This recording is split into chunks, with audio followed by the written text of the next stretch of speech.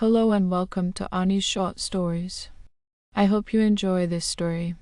I'm going to try and upload a new story each day. The Lighthouse Keeper's Ghost of Bembridge.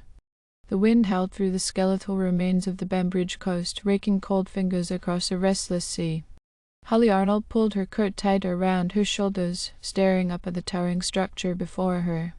The old lighthouse, weather-beaten and empty for decades, loomed against the darkening sky, its glass eye long since blinded by time. Yet a lingering presence clung to it, whispering through the salt-thick air. She had come to the Isle of Wight to escape, to clear her mind, but instead she found herself drawn to this abandoned sentinel by rumors that refused to die. The locals spoke of a ghostly light that flickered through the lantern room on storm-laden nights, of a shadowy figure pacing the upper levels.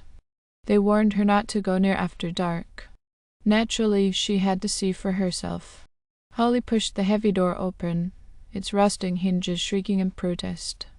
Inside, the air smelled of damp stone and something older, something forgotten.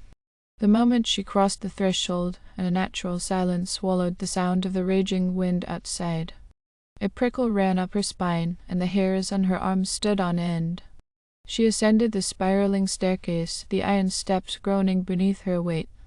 With every step, the air grew heavier, pressing down on her chest like unseen hands. Each corner turned revealed deeper darkness, shadows that seemed to shift, stretch, and reach for her.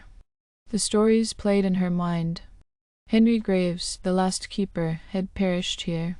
Some said he had fallen, some whispered of something far worse, that he had leapt to his death, racked with guilt over a shipwreck that had claimed dozens of lives. A sudden gust of wind howled through the structure, rattling the broken window panes. Holly froze. From above, a soft, rhythmic tapping echoed through the lighthouse. Footsteps. She wasn't alone.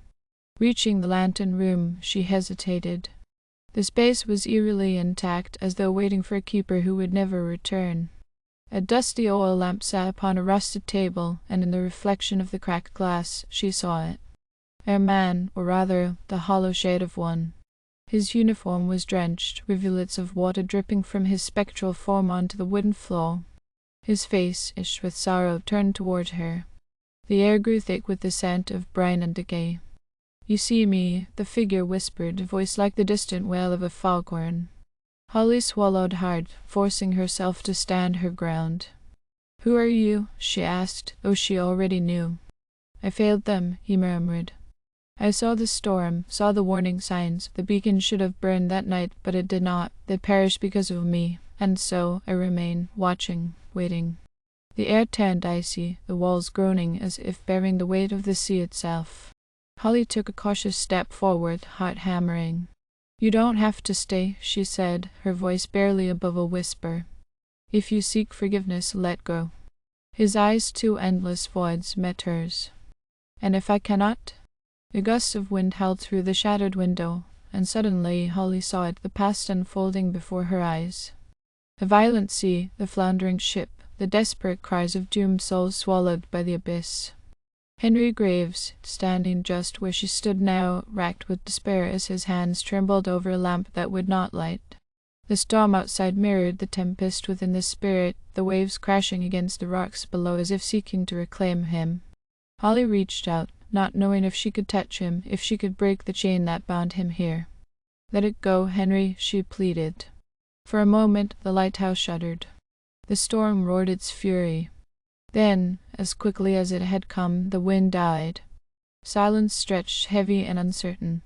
But then a sharp, agonizing scream erupted from the depths below, a wail so filled with anguish and rage that Holly's knees buckled.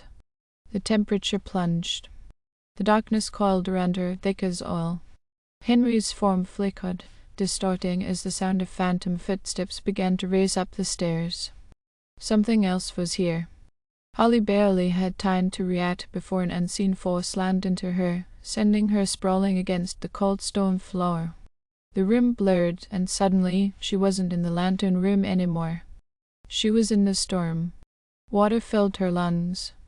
The shipwreck souls cried out all around her. Hands clawed at her, desperate, pleading. The waves crashed, relentless, dragging her down, down she screamed. Then nothing. The world snapped back, and she found herself lying on the floor of the lantern room, gasping for breath. The air had changed. The oppressive darkness had lifted. The storm outside had quieted to a whisper. Henry Graves was gone. Holly descended the spiral steps with the weight of history pressing upon her. Outside, the first rays of dawn kissed the horizon, painting the sea in hues of gold and crimson. The lighthouse, though still abandoned, felt lighter, as though its eternal watch had finally ended. And above, in the lantern room, the ghostly light of Bembridge winked one last time before vanishing forever. Thank you for listening. I hope you enjoyed this story.